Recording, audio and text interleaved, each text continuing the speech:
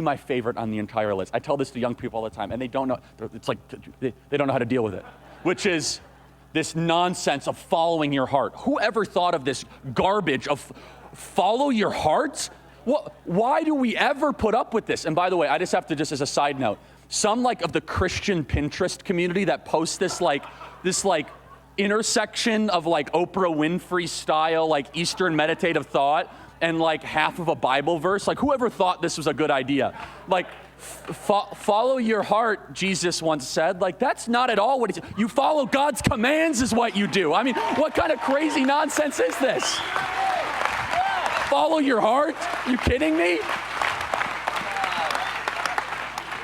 And we put up with this so often. Well, that's what their heart tells them to do. Okay, well, if we all followed our natural inclination, it's like saying, I have a natural inclination towards violence. Yeah, Charlie, he was a little violent. He was following his heart because his heart tells him, Or what if the church all of a sudden said, oh, yeah, Steve, he's a serial adulterer, but he's following his heart. You have to understand, his heart is to live not monogamously, but, in polyamorous relations. Are you serious? Follow your heart? No, we must be obedient to God's commands.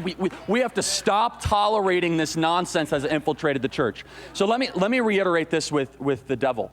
He hates this book, and specifically the two books that he hates the most, Leanne and I were just talking about this, are Genesis and Revelation, the beginning and the end. Genesis describes his devices, and Revelation describes his doom. And right there in Genesis 3, we see how the devil works. We see exactly what he does, turning people against each other, sowing doubt, trying to question God's commands, introducing this kind of rebellion against God. Now, who was Satan?